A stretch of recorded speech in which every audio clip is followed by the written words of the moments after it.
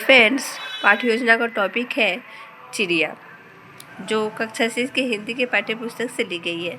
चिड़िया एक कविता है और इनके लेखक है आरसी प्रसाद सिंह। सामान्य उद्देश्य के पहले पॉइंट में लिखेंगे शुद्ध उच्चारण, उचित हाव भाव और प्रभावपूर्ण स्वर से कविता पढ़ेंगे।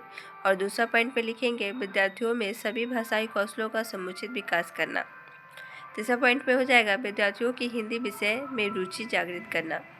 चौथा पॉइंट में होगा विद्यार्थियों के भाषाई ज्ञान में वृद्धि करना।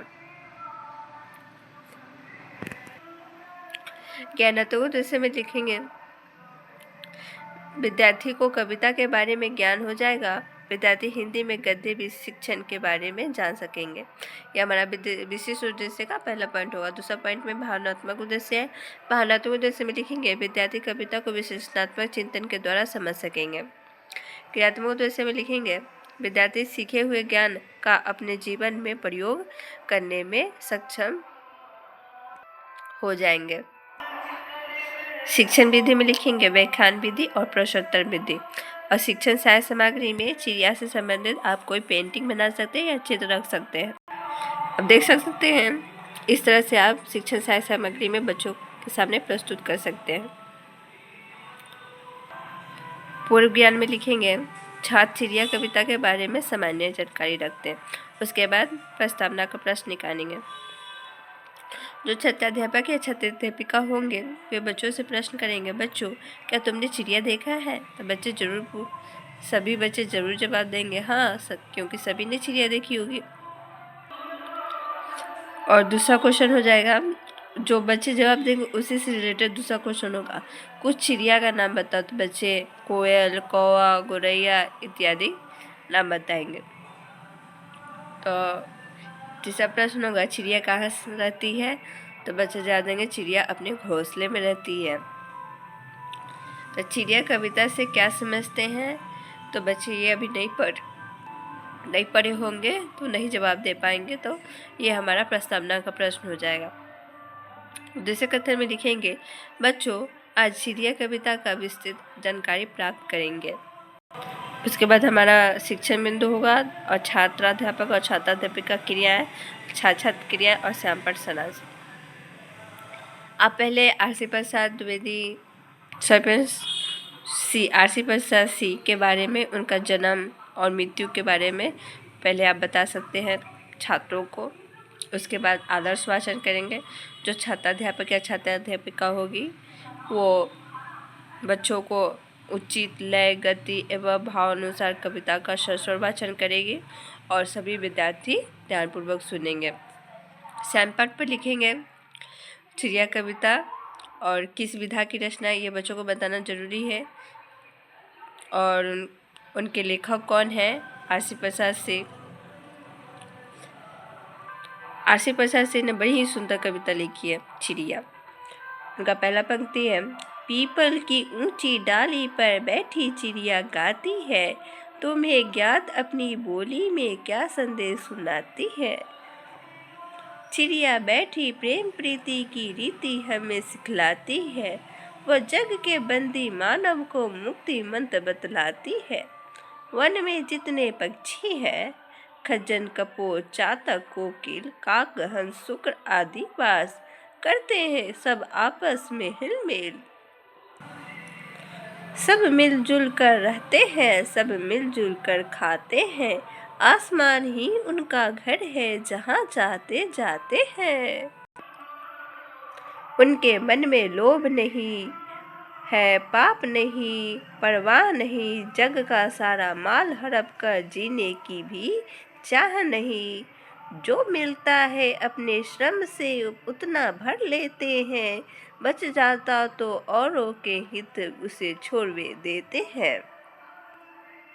सीमाहीन गगन में उड़ते निर्भय विचरण करते हैं, नहीं कमाई से औरों की अपना घर वे भरते हैं। वे कहते हैं मानव सीखो तुम हमसे जीना जग में, हम स्वच्छंद और क्यों तुमने डाली है बेरी पग में। पीपल की डाली पर चिड़िया यही सुनाने आती है, बैठ घड़ी भर हमें चकित कर गाकर फिर उड़ जाती है। इस तरीके से जो छात्राध्यापक या छात्राध्यापिका होंगे बच्चों के सामने कविता को प्रस्तुत करेंगे और छात्र ध्यानपूर्वक सुनेंगे, और उसके बाद जो छात्राध्यापक या छात्राध्यापिका होंगे वे बच्चों से कविता को पढ़वाएंगे और उन्हें अनुकरण वाचन और शिक्षण बिंदु में अनुकरण वाचन लिखेंगे, और जो छात्राध्यापक या छात्राध्यापक बच्चों से कविता पढ़वाकर उन्हें सुनेंगे। और जहाँ छात्र अशुद्ध उच्चारण कर रहे हो वहाँ पे छात्राध्यापक या छात्राध्यापिका होंगे वे बताएंगे। केंद्रीय भाव, और कविता पढ़ाने के बाद उनसे प्रश्न किया जाएगा कि छात्र ध्यानपूर्वक सुन रहे थे कि नहीं। शिक्षण बिंदु में लिखेंगे केंद्रीय भाव, चिड़िया कविता के रचनाकार का क्या नाम है? तो छात्र जवाब देंगे आरसी प्रसाद सी। कविता पढ़ाने के बाद उनका अर्थ भी बच्चों को समझा दिया जाएगा। उसके बाद कविता से प्रश्न किया जाएगा। शिक्षण बिंदु में लिखेंगे कविता से प्रश्न, चिड़िया कहाँ बैठी है? तो बच्चे जवाब देंगे पीपल की ऊंची डाली पर। दूसरा प्रश्न है, चिड़िया पेड़ पर बैठकर कौन सा गीत सुनाती है? तो स्वतंत्रता का गीत। उसके बाद निम्नलिखित शब्दों का अर्थ बतावे। डाली, ज्ञात, संदेश, रीति, इन सब का जब बच्चे जवाब देंगे तो डाली का अर्थ होगा पेड़ की शाखा, ज्ञात का जानकारी, संदेश का समाचार, रीति का परंपरा या पद्धति, और विकासात्मक पठन होगा हम बच्चों से कविता की पंक्तियों का वाचन कराते हैं या करते हैं। तो बच्चे एक एक करके अलग अलग कविता की पंक्ति को पढ़ते हैं और कविता में आए कठिन शब्दों का उच्चारण करते हैं या उनको कठिन शब्दों का उच्चारण पूछते हैं। श्यामपट्ट पर कुछ शब्दों के अर्थ लिखते हैं, जैसे कि श्यामपट्ट पर हमारे कविता में कुछ कठिन शब्द है जो बच्चों को समझ में ना आए उन सब, जैसे हिलमिल, हिलमिल का अर्थ होगा मिलजुल कर, बेरी मतलब जंजीर, चाह मिस इच्छा, अभिलाषा, मेहनत की कमाई यानी धन। उसके बाद शिक्षण बिंदु में लिखेंगे निर्देशन। प्रश्न होगा चिड़िया देशवासियों को किस तरह रहने का संदेश देती है? तो छात्र जवाब देंगे चिड़िया देशवासियों को मिलजुल कर रहने का संदेश देती है। दूसरा प्रश्न होगा चिड़िया देशवासियों को किस तरह रहने का संदेश देती है?